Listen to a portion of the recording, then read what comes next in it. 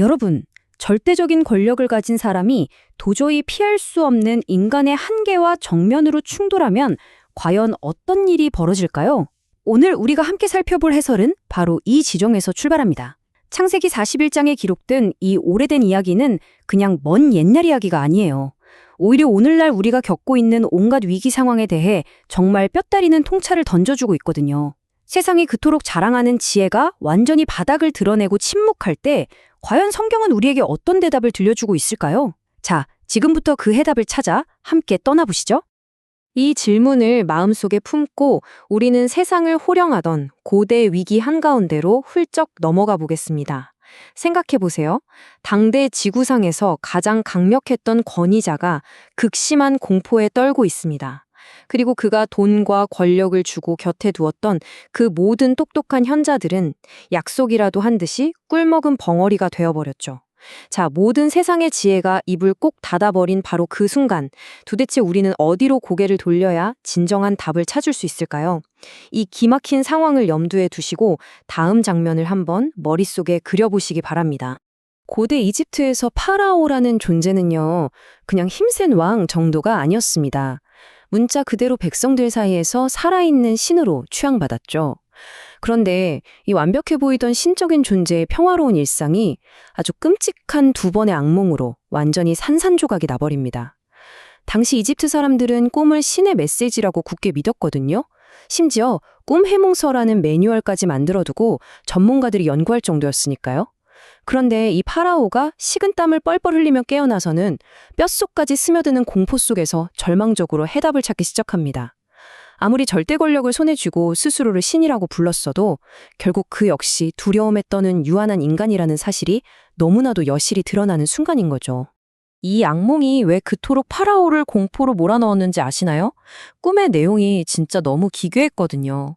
이집트 사람들에게 생명의 젖줄이자 신성한 장소였던 나일강에서 뼈가 앙상하게 드러난 흉측한 7 암소가 스물스물 올라옵니다. 그리고는 아주 통통하고 살찐 암소 7마리를 잔인하게 잡아먹어버리는 거예요.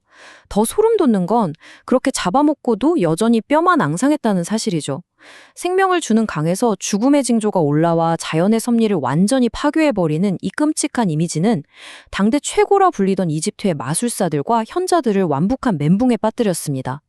그들의 그 화려하고 복잡했던 세상 지식도 다가올 끔찍한 기근 앞에서는 철저하게 무력해졌고 결국 궁정에는 무거운 침묵만이 흐르게 됩니다.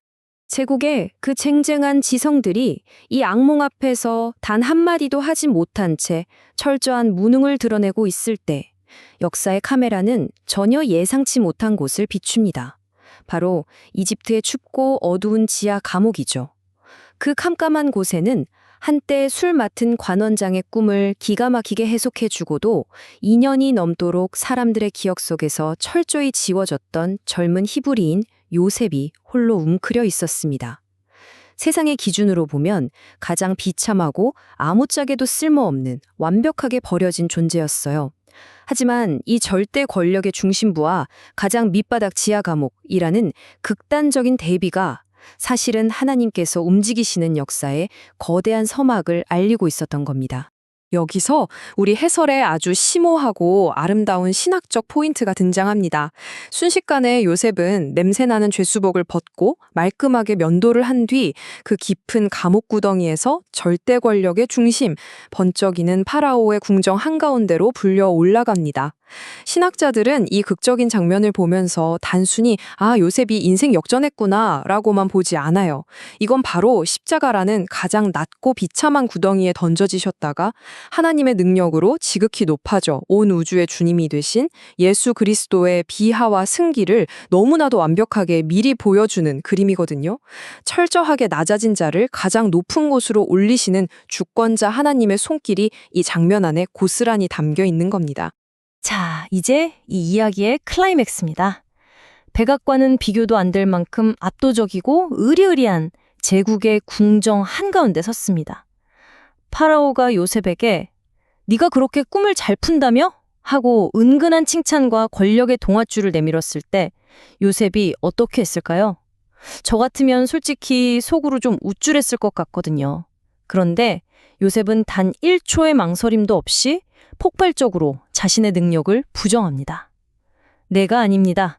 하나님께서 파라오에게 편안한 대답을 주실 것입니다. 와, 진짜 대단하지 않나요?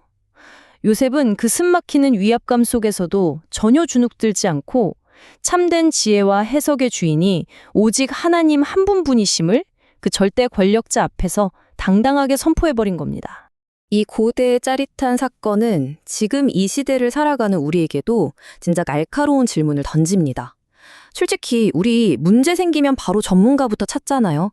경제가 어려우면 경제학자, 몸이 아프면 의사를 찾죠. 하지만 이집트의 지식인들이 꿈 앞에서 입을 다물었던 것처럼 현대의 전문가들도 인간이 마주하는 근본적인 고독이나 죽음의 공포 앞에서는 냉혹한 통계 수치 말고는 줄 수 있는 게 없습니다. 암 선고를 받은 환자에게 세상은 절망적인 수치를 말하지만 그리스도인은 부활의 소망이라는 편안한 대답을 줄 수 있죠. 파산한 사람에게 세상은 끝났다고 말하지만 우리는 하나님이 모든 것을 합력하여 선을 이루실 거라는 편안한 대답을 전합니다. 세상의 철학과 지혜가 멈춰서는 바로 그곳에서 오직 예수 그리스도의 복음만이 영혼의 흉년을 끝낼 수 있는 유일한 대답이 된다는 사실, 이게 바로 오늘 해설의 핵심입니다. 자, 여기서 요셉이 겪은 13년이라는 긴 시간을 한번 짚고 넘어가야겠습니다. 감옥에서 철저히 고립되고 잊혀졌던 그 긴 세월, 아마 매일매일이 미칠 것 같았을 겁니다. 하지만 그 시간은 결코 버려진 시간이 아니었어요. 사실 그 기간은 다가올 거대한 흉년으로부터 수많은 생명을 구원하고 대제국을 다스릴 수 있도록 요셉의 영적 근육을 단단하게 키워내는 훈련의 용광로였습니다. 혹시 지금 여러분의 인생이 멈춰 있는 것 같고 세상이 다 나를 잊은 것 같은 깊은 고독 속에 계신가요? 그렇다면 기억하십시오. 하나님은 지금도 여러분을 빚고 계십니다. 침묵과 고난의 시간은 거대한 영적 전쟁을 대비하기 위한 가장 필수적인 준비 기간일 수 있습니다. 어느덧 오늘 해설을 마무리할 시간이네요. 이 오래된 성경의 기록이 오늘 우리에게 아주 도발적이고 가슴 뛰는 도전을 던지고 있습니다. 깊은 두려움과 절망 앞에서 세상에 내로라 하는 똑똑한 사람들이 더 이상 할 말이 없어 침묵할 때 여러분은 무엇을 하시겠습니까? 거대한 권력과 화려한 세상의 압박 속에서도 내가 아니라 하나님이십니다. 라고 선포했던 요셉처럼 우리 역시 불안에 떠는 이 세상을 향해 생명을 살리는 예수 그리스도의 그 편안한 대답을 당당하게 전할 준비가 되어 있으신가요? 이 묵직한 질문이 여러분의 삶에 깊은 울림과 결단으로 남기를 바라면서 오늘의 해설을 마치겠습니다. 끝까지 함께해 주셔서 진심으로 감사합니다.